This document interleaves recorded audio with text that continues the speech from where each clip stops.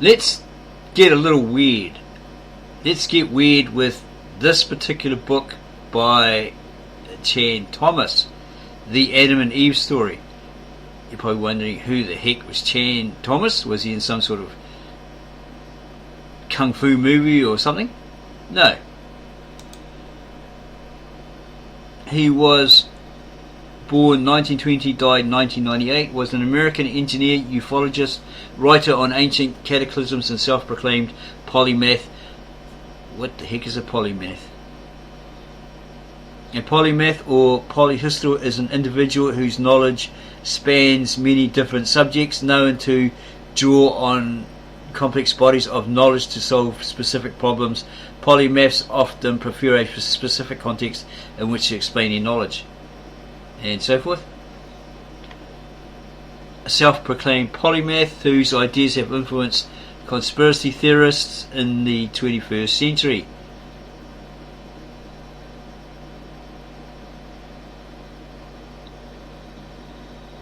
Career. In 1963 he published the book The Adam and Eve Story, which interpreted the book of Genesis, several pre-biblical legends and historical geological phenomena to make the pseudo-scientific. Consists of statements, beliefs or practices that claim to be scientific or factual but are inherently incompatible with the scientific method. Pseudoscience is often characterized by contradictory, exaggerated or unfalsifiable claims, reliance on confirmation, etc., etc. That the Earth has routinely been hit by cataclysmic events every 5,600 years. These alleged cataclysms involve the Earth's poles and pole switching place. The cataclysmic pole shift hypothesis is a pseudoscience claim that there have been recent geological rapid shifts in the axis of rotation of Earth, causing calamities such as floods and tectonic events or relatively rapid climate changes, causing earthquakes, tsunamis and supersonic winds to wipe out entire civilizations. Well, there has been those conspiracy theories where I think it was China or Japan, probably China if we recall rightly, that had like these earthquakes that were on the seismic scale of 6.6 to 7, one after the other. Probably due to HAARP and their stratosphere testing or something like that, releasing this beam up into the stratosphere and so forth. Thomas claimed that another such event was on the horizon. The book also claimed that Jesus Christ was a scholar who lived among tribes in what is now the Indian, probably the Hindu state of Nagaland, a state in the northeastern region of India. It is bordered by the Indian states of Arunachal Pradesh to the north, Assam to the west, Manipur to the south, and the Naga self-administered zone of the Sagaing region of Myanmar, Burma to the east. Its capital city is Kohima. And that he was taken away by aliens after his crucifixion. Okay, so he's trying to say that Jesus was picked up by aliens. When the disciples saw him on the mount and talking to him, saying their goodbyes, he was taken up in a great light, which was from aliens in a UFO. Oh my goodness. Okay. In 1967, aerospace company McDonnell Douglas, I think they did aircraft as well, didn't they? A major American aerospace manufacturing corporation and defence contractor. It was formed by the merger of McDonnell Aircraft and the Douglas Aircraft Company in 1967. Between them and its own merger with Boeing in 1987, it produced well-known probably aircraft, etc. Okay, it assembled a small team of researchers to investigate reports of unidentified flying objects with the goal of discovering the underlying science that powered such vehicles. Thomas was reported one of 4 full-time researchers on the team. The team's director, aeronautical engineer Robert M. Wood, wrote some 4 decades later in a newsletter for MUFON, the Mutual UFO Network. MUFON, a US-based non-profit organization composed of civilian volunteers who study and reported UFO sightings and so forth, that Thomas had a tremendously innovative mind and was a total but out-of-the-box thinker. Thomas also claimed to have ESP, special mind powers, I guess, extrasensory perception, ESP, known as a sixth sense or cryptaesthesia, a claimed paranormal ability pertaining to reception of information not gained through the recognized physical senses but sensed with the mind. The term was adopted by Duke University botanists. Okay. Having written a handbook on the topic and said he had made contact with extraterrestrial life. James Randall, a Canadian-American stage magician, author and scientific skeptic who extensively challenged paranormal and pseudoscientific claims. He was the co-founder of the Committee for Skeptical Inquiry, CSI, and founder of some other organisation. He criticised Thomas's prediction that Los Angeles would succumb to a future catastrophe, noting that Thomas was careful to place his disaster between the year 2000 and 2500. He was able to assume that he would be safely in his grave by then and unavailable for comment. Wow. The CIA declassified documents in 2013 that included large excerpts from Thomas's book, The Adam and Eve Story. In subsequent years, the book's claims were repeated by conspiracy theorists in numerous viral TikTok videos. One conspiracy theorist also recounted the book's claims on the Joe Rogan Experience podcast. Media Matters for America concluded that this trend was part of a wider framing of climate change and inevitable catastrophe that is beyond the control of humanity, which it considers to be a form of climate change denial. And there's some references here and external links.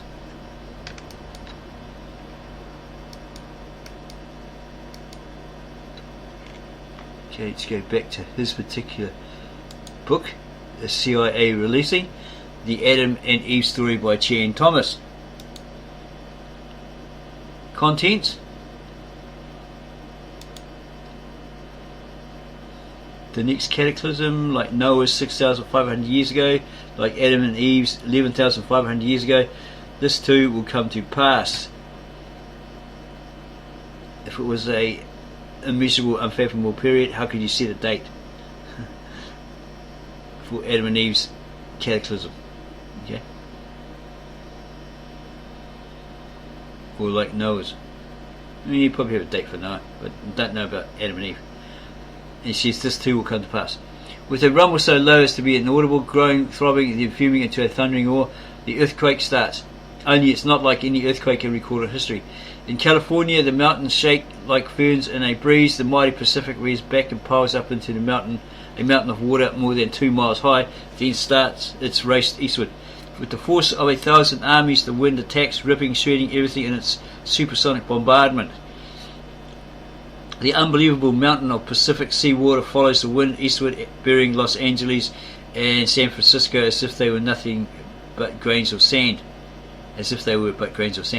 Nothing stops the relentless, overwhelming onslaught of wind and ocean. Across the continent, the 1,000-mile-per-hour wind wreaks its unholy vengeance everywhere, mercilessly, unceasingly. Every living thing is ripped into shreds while being blown across the countryside, and the earthquake leaves no place untouched. In many places, the Earth's molten sublayer breaks through and spreads a sea of white, hot liquid fire to add to the Holocaust. This particular event at the time, Holocaust in the Aramaic etc. is like a sacrifice. Okay, it's the meaning. It means sacrifice. Within 3 hours, the fantastic wall of water moves across the continent, burying the wind-ravaged land under 2 miles of seething water coast to coast. In a fraction of a day, all vestiges of civilization are gone, and the great cities, Los Angeles, San Francisco, Chicago, Dallas, New York, are nothing but legends. Barely a stone is left where millions walked just a few hours before. A few lucky ones who managed to find shelter from the screaming wind on the lee side of Pikes Peak watch the sea of molten fire break through the quaking valleys below. The raging waters following, piling higher and higher, steaming over the molten earth fire and rising almost to their feet. Only great mountains such as this one can withstand the cataclysmic onslaught. North America is not alone in her death throes. Central America suffers the same cannonade, wind, earth, fire, and inundation. Well, this is what this guy is saying through his ESP, right? His visions, etc. South America finds the Andes not high enough to stop the cataclysmic violence pounded out by nature in a berserk rage. In less than a day, Ecuador, Peru, and western Brazil are shaken madly by the devastating earthquakes, burned by molten earth fire, buried under cubic miles of torrential Pacific seas, and then turned into a frozen hell. Everything freezes. Man, beast, plant, and mud are all rock hard in less than 4 hours. Europe cannot escape the onslaught. The raging Atlantic piles higher and higher upon itself, following the screeching wind eastwards. The Alps, Pyrenees, Urals, and Scandinavian mountains are shaken and heaved even higher before the wall of water strikes. Western Africa and the sands of the Sahara vanish in nature's wrath under savage attack by wind and ocean. The area bounded by the Congo, South Africa, and Kenya suffers only severe earthquakes and winds, so no inundation. Survivors there marvel at the sun standing still in the sky for nearly half a day. Eastern Siberia and the Orient suffer a strange fate indeed, as though a giant subterranean scythe sweeps. Scythe is that reaper's sickle, right? Sweeps away the Earth's foundations, accompanied by the wind in its screaming sympathy of supersonic death and destruction, as the Arctic basin leaves its polar home. Eastern Siberia, Manchuria, China, and Burma are subjected to the same annihilation as South America. Wind, earth, fire, inundation, and freezing. Jungle animals are shredded to ribbons by the wind, piled into mountains of flesh and bone, and buried under avalanches of seawater and mud. Then comes the terrible, paralysing cold. Not man, nor beast, nor plant, nor people. Earth is left unfrozen in the entire Eastern Asian continent, most of which remains below sea level. East of the Urals in western Siberia, a few lucky people survived the fantastic winds and quakes. Antarctica and Greenland, with their ice caps, now rotate around the Earth in the torrid zone, and the fury of wind and inundation marches on for 6 days and nights. During the 6th day, the oceans start to settle in their new homes, running off the high grounds. On the 7th day, the horrendous rampage is over. The Arctic Ice Age is ended, and a new Stone Age begins. The oceans, the great homogenizers, have laid down another deep layer of mud over the existing strata in the Great Plains, as exposed in the Grand Canyon, Painted Desert, and Badlands. The Bay of Bengal basin, just east of India, is now at the North Pole. The Pacific Ocean, just west of Peru, is at the South Pole. Greenland and Antarctica, now rotating equatorially in the torrid zone, find the ice caps dissolving madly in the tropical heat. Massive walls of water and ice surge towards the ocean, taking everything from mountain to plain in gushing, heaving paths, creating immense seasonal moraines. In less than 25 years, the ice caps are gone and the oceans around the world rise over 200 feet with the new-found water. The torrid zone will be shrouded in a fog for generations from the enormous amounts of moisture poured into the atmosphere by the melting ice caps. New ice caps begin to form in the new polar areas. Greenland and Antarctica emerge with verdant tropical foliage. Australia is the new unexplored continent in the north temperate zone, with only a few handfuls of survivors populating its vastness. New York lies at the bottom of the Atlantic, shattered, melted by earth, fire, and covered by unbelievable amounts of mud. Of San Francisco and Los Angeles, not a trace is left. Egypt emerges from its Mediterranean inundation new and higher, still the land of the ages. The commonplace of our time becomes the mysterious Baalak Bek of the new era. A new era. Yes, the cataclysm has done its work. Well, the greatest population regulator of all does once more for man what he refuses to do for himself, and drives a pitiful few who survive into a new Stone Age. Once more the earth has shifted its 60-mile thick shell, with the poles moving almost to the equator in a fraction of a day. Again, the atmosphere and oceans refusing to change direction, with the earth's shell have wiped out almost all life. After this tumble, we join Noah, Adam and Eve, Atlantis, Mu, and Olympus, and Jesus joins Osiris, Roa, Zeus, and Vishnu. Okay, that sounds like a great script for a fear-mongering disaster movie coming to a cinema near you. Well, you could also say, yeah, that's probably what happens when the Christ comes back and Just by his mere presence, everything just disappears. You could say that. Imagine that. The great floods. Noah, Adam and Eve, Vishnu, Osiris, what do they have in common? They represent eras, ages apart, this is according to this Chan Thomas, and yet somehow they all join hands in the next cataclysm and walk with us. There are others who walk with us too, men of science, long forgotten, those who first saw that those tumbles, these cataclysmic catastrophes or revolutions of the earth shell have happened before, countless times. J. Andre Deluc in 1779 and Georges Cuvier in 1812 were the foremost. Dolomieu, the famous mineralogist, joined the consensus, as did Esker and Farrell, the Swiss geologist, also J. Andre Deluc Jr. and von Buch. They all agreed that the cataclysms were caused by sudden revolutions of the surface of the earth. Cuvier, in his theory of the earth, first published in 1812, based his conclusions on his unparalleled correlative research in stratigraphy, comparative anatomy and paleontology.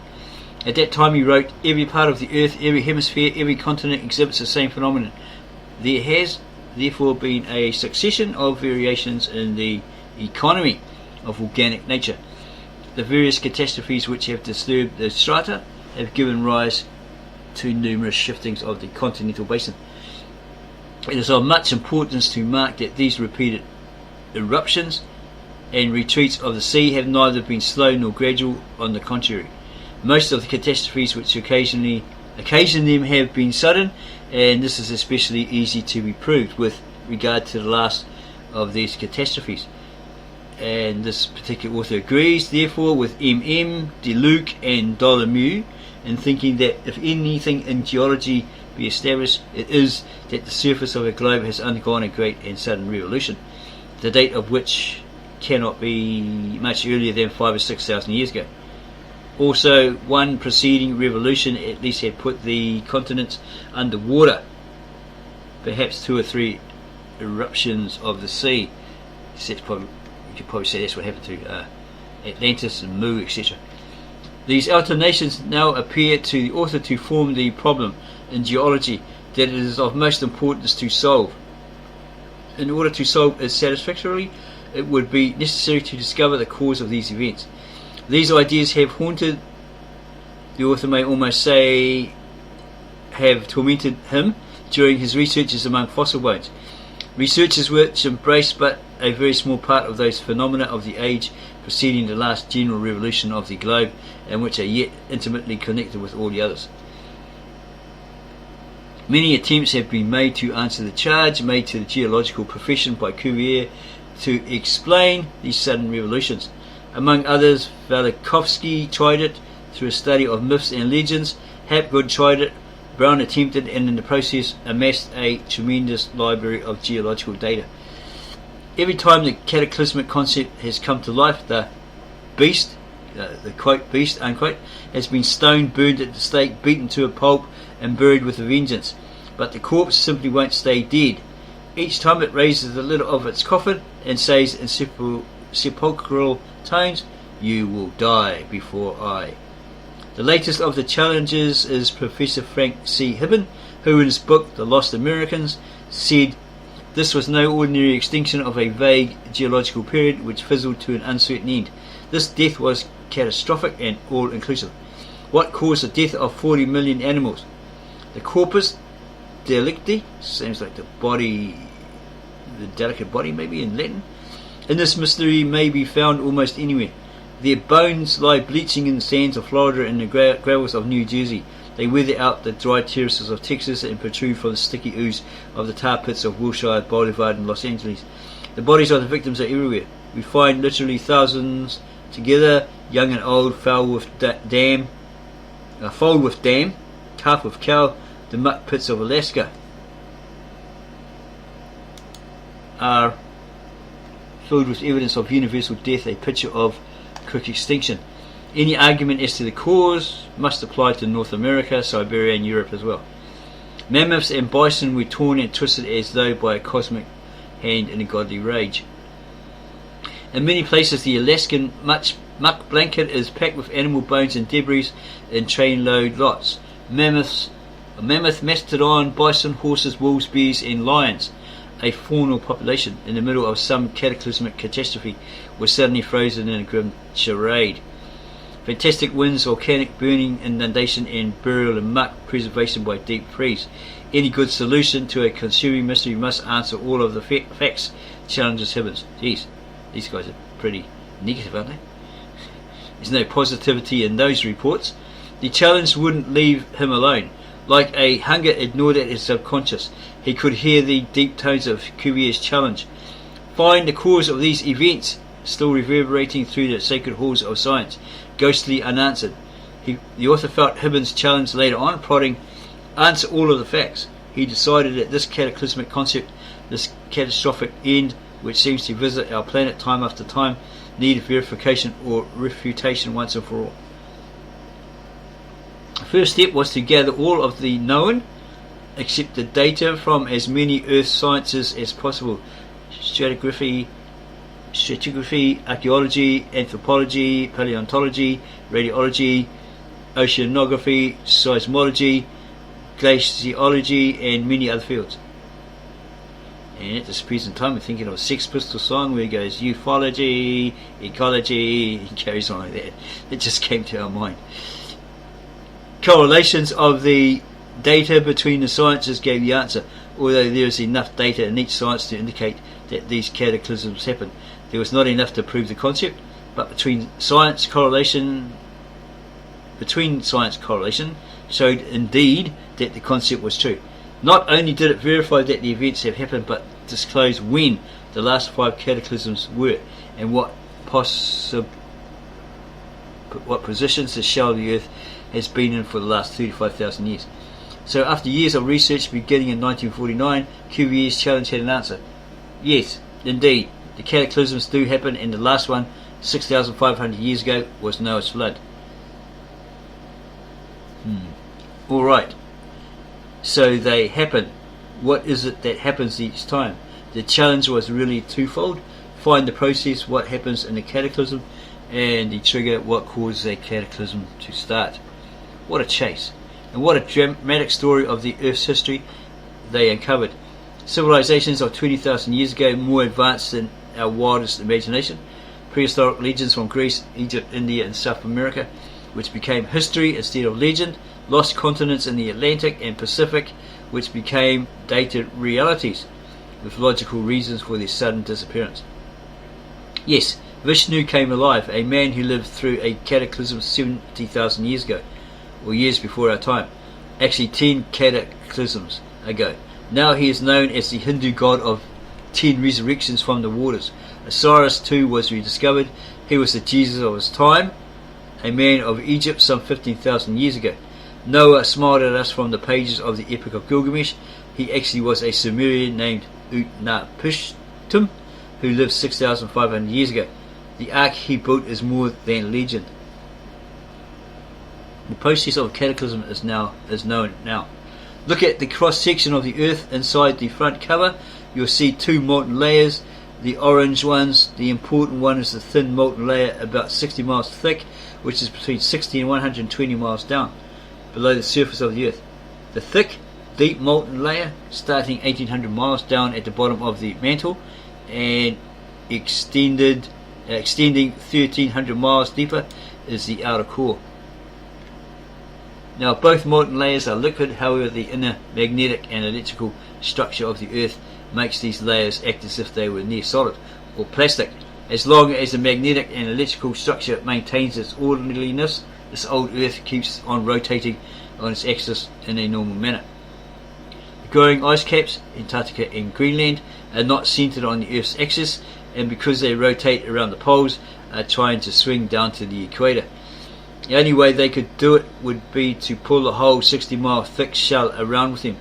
As long as the shallow molten layer stays plastic, the shell won't shift, but once every few thousand years the magnetic and electrical orderliness inside the Earth is disrupted and the molten layer is allowed to act like a free liquid, which it was all the time anyway.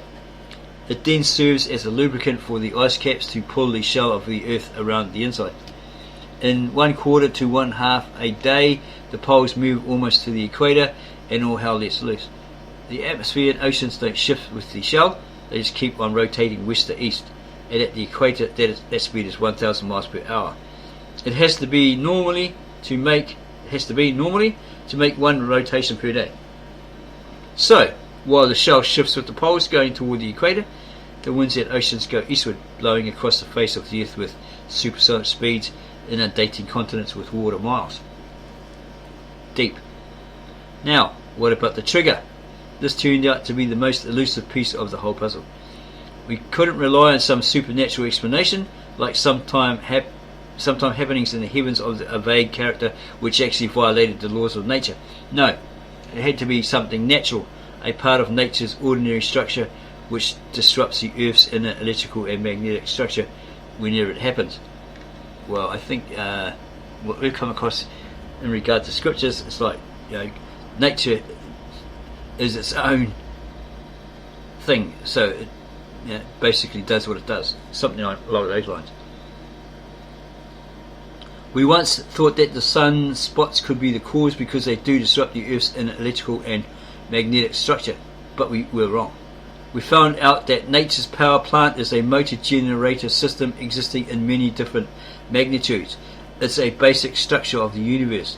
The energy structure of an atom is identical to a rotating planet, to a blue-white star, to a galaxy, to a supergalaxy, to all levels of supergalaxies including a universe, and even more.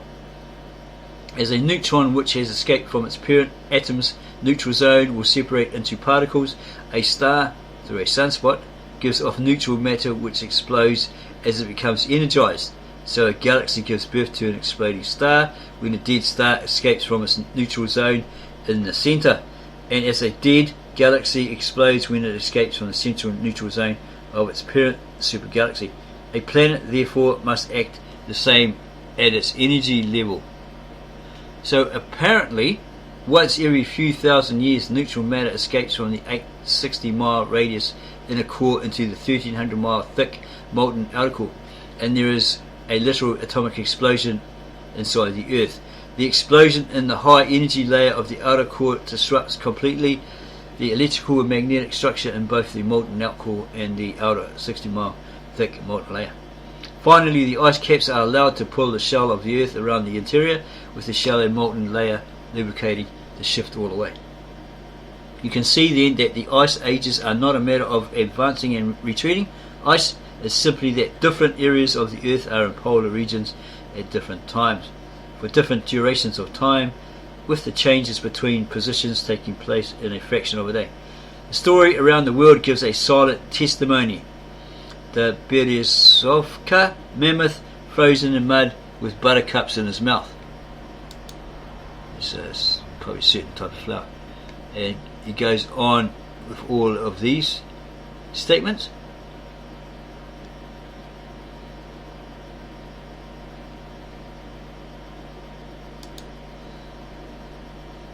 And more.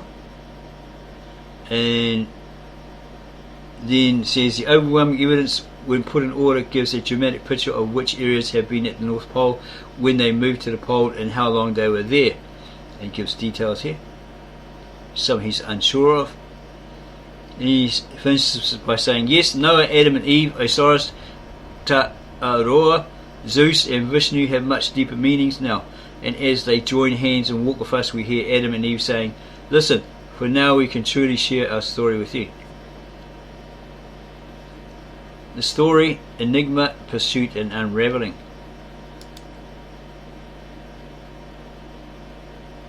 The author says, it's funny how some things can plague you from childhood through your adult years. Not big things, but little things which don't exactly persist, but annoyingly stick their head through your life's door and say, boo, just to let you know they're still there. If the author made a list of all these things in his life, it might take up a whole book. He'd like to talk about just one of those bugaboos. From the first time he heard the story of the creation of Adam and Eve, it buzzed him, as his young son would say. Now, to the author, the answer was not simply one of two usual alternatives, either unquestioning faith in the story as it stands, or complete repudiation as utter nonsense, or considering it utter nonsense. No, the answer seemed to lie elsewhere. If the story were taught as a truth so uniformly, in spite of its apparent divergence from scientific truths, then to the author the true course would seem to be a search for the foundation of the story, which would then lead to a true reading of it. The pursuit happened almost by accident. Years of data correlation and studying the earth tumbling concept has shown that the last tumble to have occurred about 6,500 years ago, that Noah, or Utnapishtim, or whatever his name was, he's got various names, Atrahasis, etc., in the cuneiform text, Mesopotamian, Babylonian, Akkadian, and so forth, did exist and did survive that particular cataclysm. A friend of the author suggested that Genesis 1 is almost a perfect description of conditions on our planet immediately following a tumble. On rereading it, the author had to agree. Genesis 2 even mentions that a mist or flood went up from the earth and watered the whole face of the ground in the Garden of Eden. Well, now, this was worth thinking about. If it were so, then it would be the tumble preceding Noah's, another fascinating story, about 11,500 years ago. This then would be, or could be, approximately the time of the Adam and Eve story.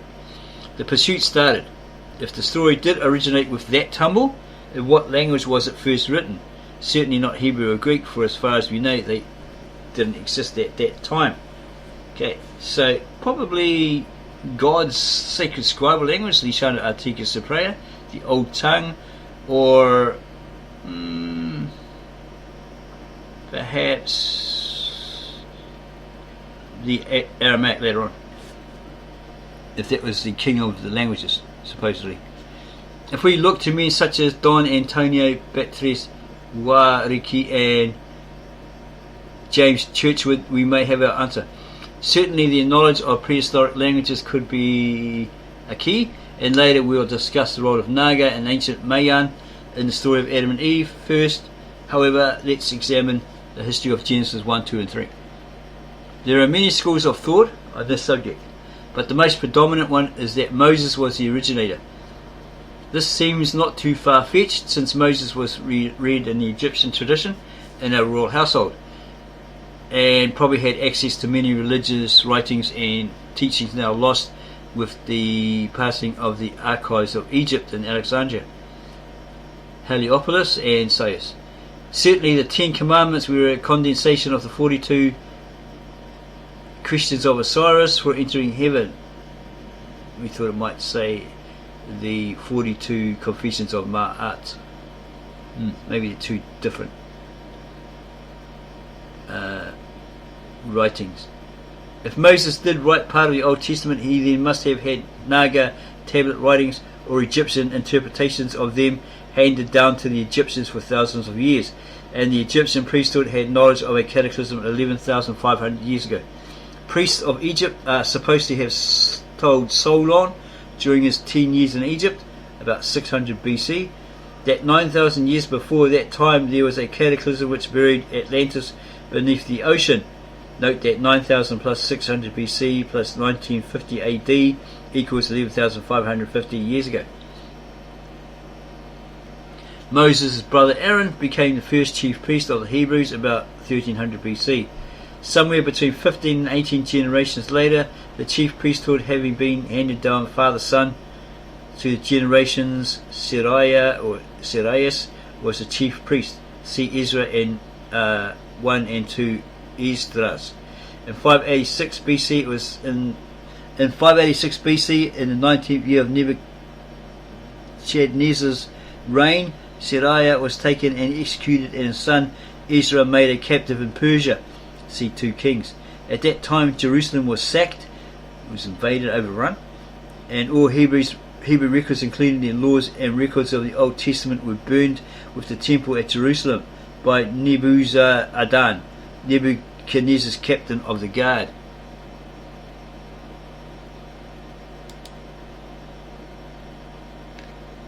In 458 BC, during the 7th year of Artaxerxes One's reign in Persia. It's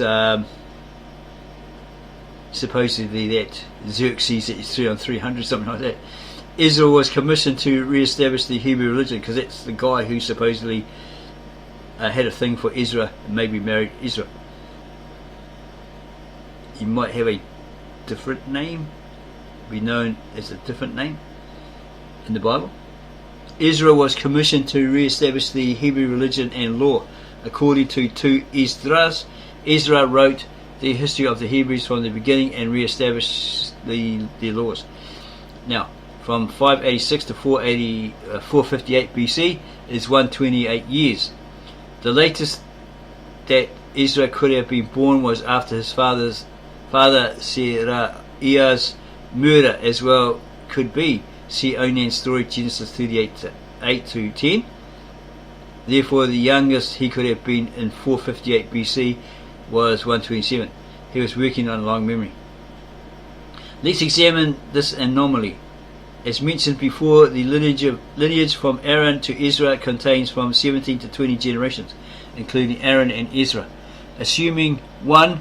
1300 BC for the start of Aaron's priesthood, 1290 BC is adjudged the time of the Exodus. 2. 458 BC to be near the end of Ezra's priesthood.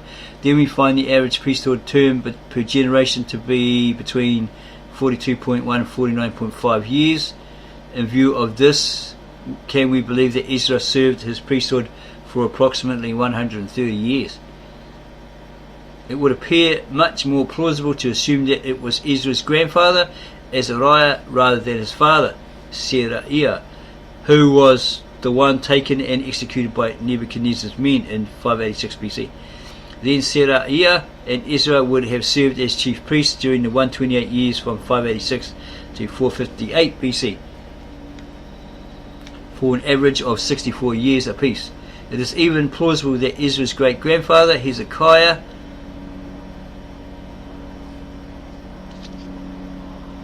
that's Helchiah, could have been the victim in 586 BC, leaving Azariah, Seraiah and Ezra to serve the 128 years for an average of 42 years each, which is even closer to the overall average from Aaron to Ezra over a period of about 845 years.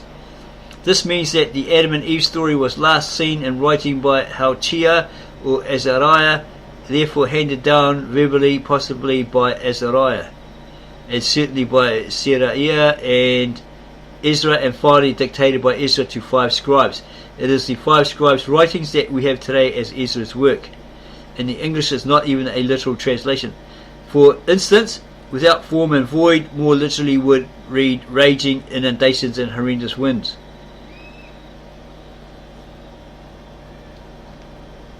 Now, through Ezra's reconstruction of Genesis, we are told many things. 1. Because of the usage of tree, fruit, serpent, cherubim and other words which were glyphs in the picture language of prehistory, it is evident that the creation and Adam and Eve stories were probably originally written in the glyphs of Naga, the predominant Eastern Hemisphere language of 11,500 years ago. This language is nearly identical to ancient Mayan, and the progenitor of many languages including Oriental and Polynesian tongues, Egyptian, Greek and Yakut. 2. Moses and possibly Aaron may have had access to these tablets or Egyptian versions of them. 3. Neither Moses nor Aaron knew how to read the ancient language, therefore read the glyphs quite literally. 4. Not being able to read the symbolism of Naga glyphs, in addition to reading them literally, Moses and Aaron, and possibly Ezra, read into the Adam and Eve story the social and religious attitudes of their day. In that time, woman was regarded as the root of all sin, because Eve sinned first, right? A lowly creature, her birth recorded only as an exception, and basically being the cause of man's every downfall, a daily potential. This attitude persists in some religions even to our time. Many would regard that as male chauvinist or sexist, right? Is it any wonder that Eve was shouldered with the responsibility for the downfall of all mankind as a result of interpretations read into the Naga by Moses and into Moses' reading by Ezra, as she admitted that it was all her fault because she sinned first, and that's why Adam was dying or near dead in that particular book, the lost book of Adam and Eve. Perhaps also it was read into the story by Egyptian priests long before Moses' time and passed on to him as history. 5. The fusing of two stories, P and J versions, into one to make the story of Genesis 1, 2 and 3 may confuse the man with Adam. It is possible that Adam, being only 9 generations ahead of Noah, with the time span of the Sudan Basin polar era covering 5,000 years, was not the man referred to in the creation, but his name and later experiences were merged with the man's story. Yeah, that's kind of interesting, but it's a fact. Remember, however, we are informed that Ezra dictated the entire history to 5 scribes from memory, and this work contains Genesis as we know it today. For him to recall from the archives of his mind what he did, as well as he did, certainly bespeaks of inspiration of a high order, but it also appears evident that he had no knowledge of the fact that 5,000 years transpired between Genesis 1 and Noah's flood. It is clear from 2 Esdras 3:9 that Genesis 1 and Noah's flood represented 2 inundations. However, for a while speaking of the 2 occasions, he says of Noah's flood. And again, in process of time, thou brought just the flood upon those that dwelt in the world and destroyed them. Now, we mentioned before that the lineage of the high priests from Aaron to Ezra differs in number of generations, 17 or 20, in names as presented in 1 and 2 Esdras. Find differences in the lineages from Noah to Jesus, approximately 51 generations in the Bible. Is it any wonder, therefore, that some generations could have been omitted in the Adam to Noah line, and the Aaron to Ezra line? And in the light of the fact that, in addition to overwhelming scientific evidence, there are countless legends in the Asia Pacific area, handed down from the inundations of 11,500 years ago, of a creation much like that of Genesis 1 and 2, is it not possible that the man of the Genesis story became confused with Adam throughout the thousands of years and through a succeeding tumble and inundation in Noah's time 6,500 years ago? The miracle actually is that the whole story of creation and of Adam and Eve is as undistorted as it is. Being 11,500 years old, it has suffered through many debacles visited upon its guardians in the intervening years. Because of the lack of resolving information, the man and Adam are kept as one in this translation and interpretation.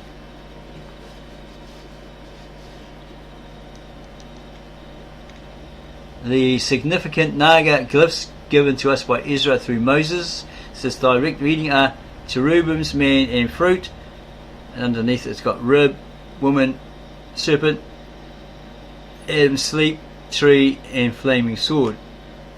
All that's related. Our knowledge of Naga glyphs tells us that the tree of life symbolized a mother continent, a parent civilization lasting thousands of years longer than ours of today.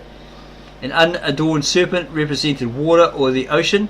A serpent entwined about the tree signified that the mother continent was surrounded by water.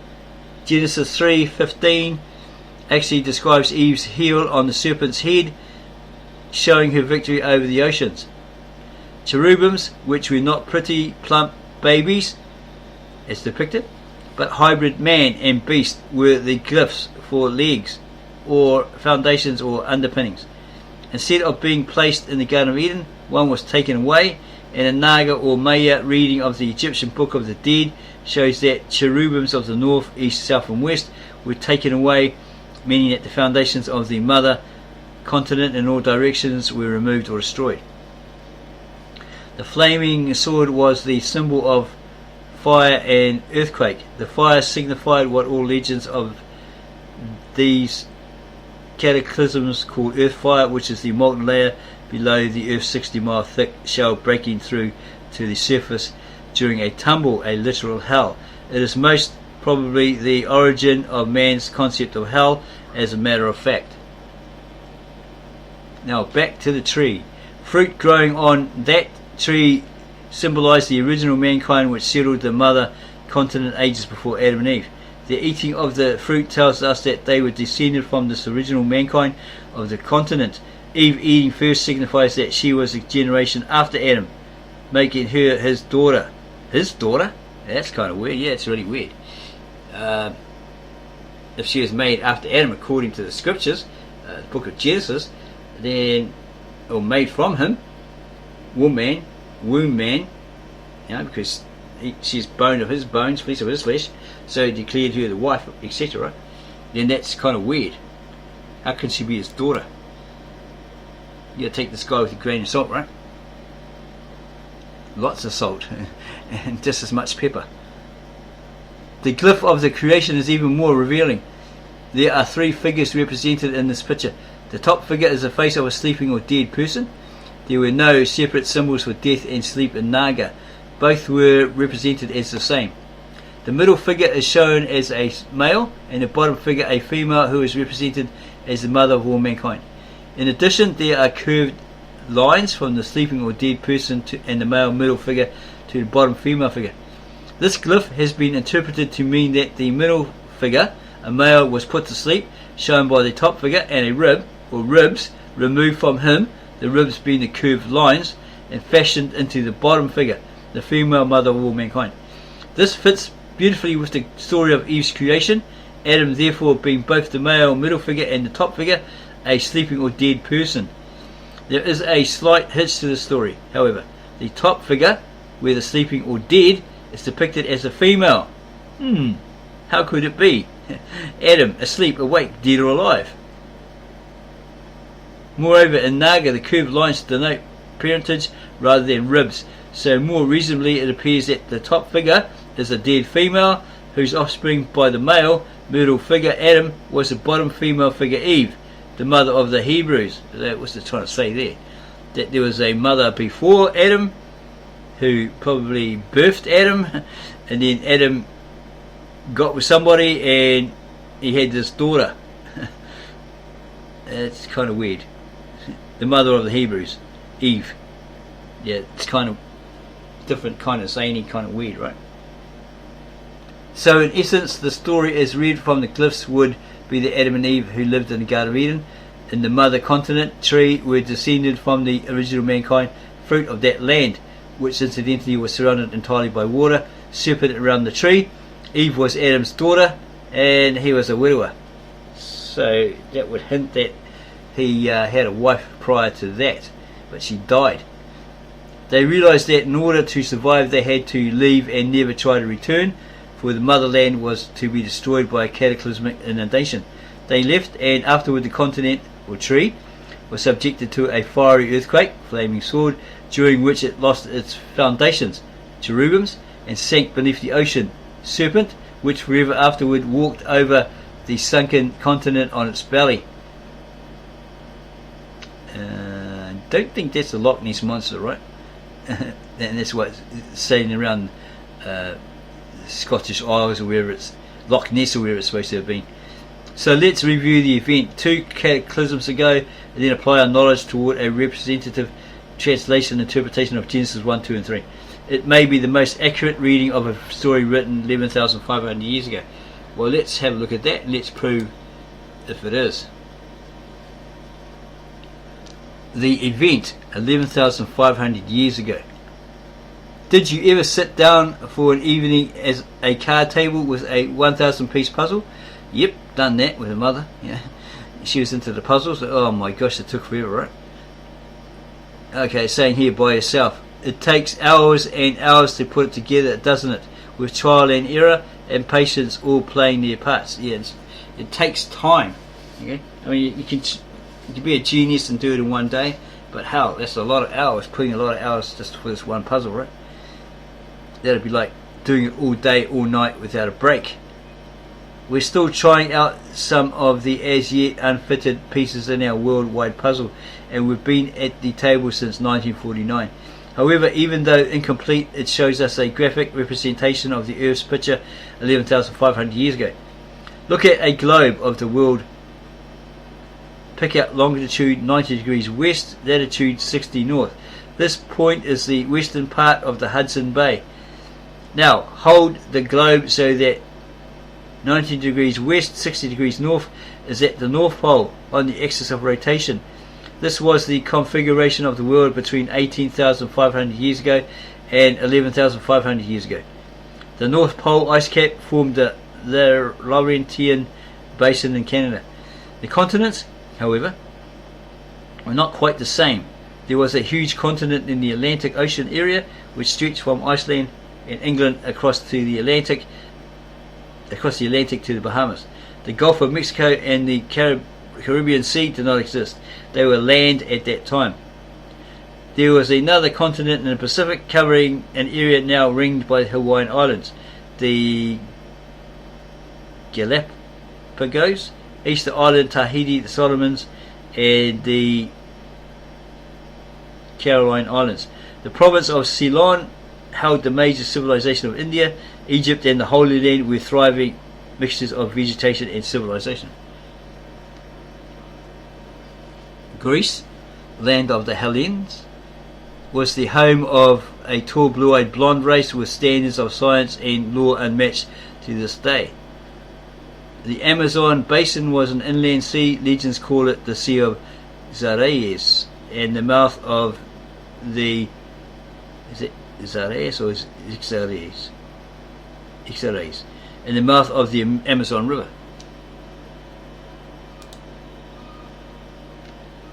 Was in a wide sea-going connection between the Atlantic and Xares. The western coast of South America was not mountainous. The prehistoric city of Tiahuanaco, Peru, now at 12,500 feet above the Pacific, was then at sea level. It was a metropolis seaport with a canal system for seagoing ships as large as any we have today, traversing from the Pacific to the inland sea. Astronomers of Tiahuanaco used telescopes like ours of today, and they had a huge satellite orbiting the Earth, west to east, 449 times per year, which they used as a time standard. Its orbit was so accurate. Okay. Ayodhya, now a suburb of Lucknow, was the capital of India. And the great navigators, the great scientists, the great explorers of the Eastern Hemisphere were the dark-eyed, dark-haired Mayans. About 11,500 years ago, in 9,550 BC, as stated by astronomers from Potsdam Observatory from writings in the ruins of Tiahuanaco, the 60-mile thick shell of the Earth shifted its position once more in 1/4 to 1/2 a day, 7,000 years after the previous shift. The North Pole moved southward, and the Sudan Basin in Africa shifted to the North Pole. This was the time which the Talmud states was the setting of the Pleiades below the horizon, when the Holy Land was moved into a region of terrible cold for many generations, actually for 5,000 years until Noah's flood, 6,500 years ago. The equatorial pivot points were off the coast of mid-Chile and in mid-China near the Yangtze, north of Vietnam. The great continent in the Pacific disappeared almost completely, what is now Easter Island, then on the edge of the continent dropped to remain on the Pacific Ocean floor for 5,000 years, to be heaved up again in the cataclysmic causing Noah's flood. What remained of the vast Pacific continent rolled to the South Pole, to be discovered by Mayan explorers as the last remains of their motherland, a frozen reservoir of mud at the bottom of the earth, millions of square miles in area. Of the great continent in the Atlantic, only a large island was left in the west, while the ocean between there and Gibraltar to the east was left shallow, muddy, and impassable to ships. A thread of a clue concerning the great knowledge of that time came out when Captain Cook discovered the Polynesian Maori tribe in New Zealand in the 1700s. They told him of ancient legends of Saturn's rings, and they hadn't even heard of telescopes. Now, you try to see those rings with your naked eyes, and you'll find out that it's impossible. The evidence in Tiahuanaco shows that the great civilization was wiped out so suddenly that people were caught in the middle of their normal daytime activities by catastrophic inundation. Further evidence shows that this fabulous city suffered the same fate as Easter Island, although the Rockies and Andes were started in this cataclysm. Tiahuanaco was buried under the Pacific to remain there for 5,000 years, then to be heaved up to its present altitude of 12,500 feet in the last cataclysm 6,500 years ago. So the cataclysm of 11,500 years ago saw Hudson Bay in the opposite polar area just southwest of Australia both roll to the equator on opposite sides of the Earth, and the Sudan Basin region rolled to the North Pole to remain there for the next 5,000 years. While this shift was occurring, taking only 1/4 to 1/2 of a day to complete itself, the Earth's ocean and atmosphere, through angular momentum, kept rotating in their normal direction during most of the shift, with the oceans violently inundating most of the lands of the Earth and the atmosphere, bringing unimaginable hurricanes of up to supersonic wind velocities. Whole continents were subjected to tremendous upheavals and earthquakes. The molten layer below the Earth's 60-mile thick shell broke through the shell in places all over the world, and was thereafter called Earth Fire by the pitiful few who survived.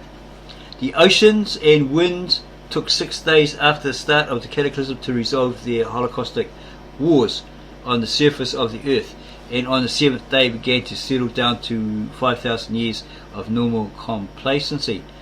The 2-mile thick ice caps of the Laurentian Basin and the Indian Ocean, having shifted from their polar homes and started a new course of revolving equatorially, proceeded to melt at tremendous speeds in the torrid heat, carrying great grooves in the mountains, or carving great grooves in the mountains as the rushing, gushing, swirling water and ice overwhelmed everything in their paths.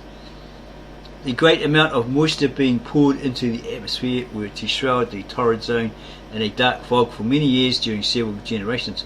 The oceans rose some 200 feet all over the world with the sudden melting of the ice caps, as they do after each cataclysm. The end of the Laurentian Ice Age and the start of the Old Stone Age was complete. The Mayan tongue lived on in scattered remnants. Polynesian tongues, Greek, Yakut, Egyptian, Eskimo tongues, nomadic, Oriental, German, American Indian, just about all languages.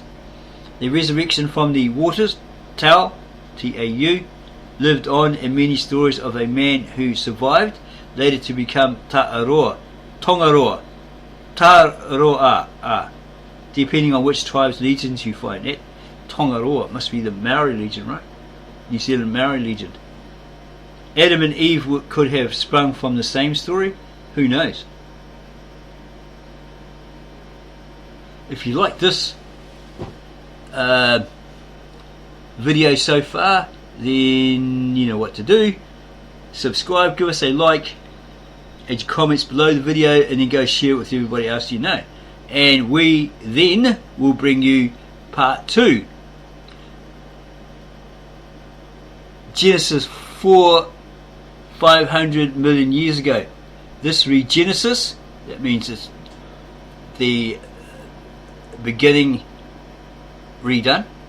Okay, 11,500 years ago. Both in the Bible. A translation interpretation of Genesis 1, 2 and 3 from a reconstruction of what the Naga must have been to give us the chapters as we have had them in English, then retranslating directly from Naga to English, bypassing Greek and Hebrew. So if you want to hear part 2, subscribe, give us a like, add your comments, and tell us, yeah, give us part 2, we really want it. And then go share this video with all your family, friends and others, and that's what we'll do for you. Yeah, let's say 10 people subscribe. Yeah, we'll give it to you. Yeah, we're not saying 10,000 or 50,000. It's a bit too much, right? Yeah, just something little. Start off with like 10, 20, whatever. Okay, we'll give it to you. See you then.